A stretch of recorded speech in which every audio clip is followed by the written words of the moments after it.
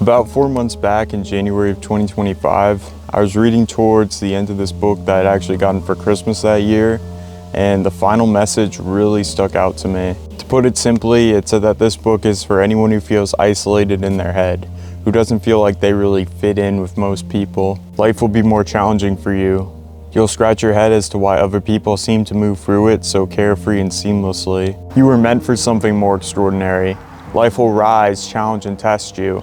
But if you plant your feet firmly, stand up tall, be proud and focused on your gifts, you will be rewarded according to those contributions. Seek your purpose, give yourself over to it, and providence will follow. Continue on that road less traveled. I felt at the time as though I was able to really resonate with this particular message because I could relate to sort of being isolated in my own mind and having trouble sort of fitting in with other people growing up. But I always knew it wasn't for the wrong reasons. It was more so about me having very focused attention on particular tasks or having very individualistic hobbies growing up. You know, I was never really into what everyone else was into. I never really went to any parties. I never played video games on like the Xbox, the PlayStation or anything, as crazy as it sounds.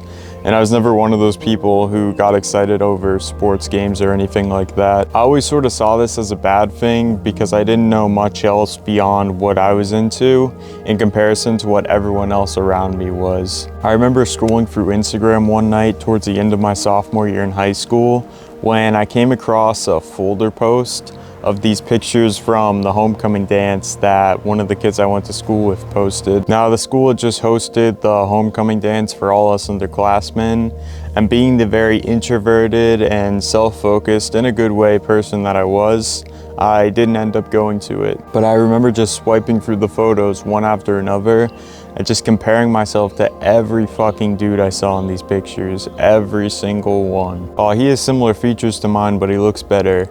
Oh, he's more muscular than me. He has better skin than me. They have girlfriends and I don't. And eventually I just ended up breaking down in the tears. I saw all these people fitting in together, all these people who were better looking than I was. They all had something that I didn't. And I just wanted to be a part of that more than almost anything else at the time. Over that past year, I tried to do what I thought would help me personally fit in more. You know, building a more athletic body, trying to become more better looking, pushing myself and doing an athletic activity for the school that I enjoyed. Then I saw these other people and thought to myself, oh, they didn't have to put in that much effort. Not all of them are even athletic. The only reason they're really able to fit in is because they dress and look good. That's what I thought at the time. I felt like I needed to have 10 to 20 friends to feel truly happy at the time, to feel like I belonged. But little did I know that not being able to fit in very well, not having very many friends at all, was the biggest advantage I personally had over all these kids that I would envy because of that. That summer, with little to no outside influence, I locked the fuck in and grinded like crazy when it came to physical fitness. I'm sure a lot of you have heard this story a dozen times already, but I'll say it again. Up to 40 to 50 miles run each week, 3 calisthenics and ab workouts a week as well, taking primarily cold showers, doing 20-minute meditations every morning, and I carried this routine into school up to the end of October that year. Most of you will know what unfortunately unfolded after that point, but regardless of that, I built a crazy amount of mental and physical toughness in that time span. I wouldn't have been as focused or disciplined to do this at the time if I had loads of friends around me distracting and occupying my time. Fast forward 2 years from this time span in October of 2024, and I've sort of found myself in a very similar position to what I was experiencing towards the end of my sophomore year. I felt alone because I had little to no friends surrounding me, and I knew that I needed to find a strong purpose in order for myself to combat these emotions. And that's what prompted my initiative to start this YouTube channel.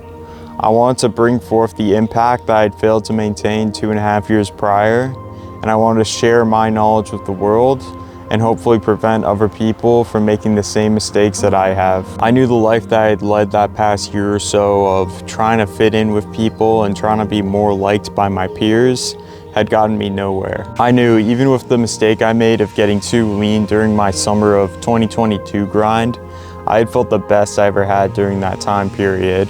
No distractions, no people trying to get down my throat, just me and my grinds. I don't fit in with most people nowadays. I probably never will. And I'm the happiest I've ever been in accepting that fact, because it brings me closer to my true, authentic self, following my purpose and making the impact I truly want to make on the world. In conclusion, guys, if you feel like you can't really relate or fit in with most people nowadays, don't see it as a negative.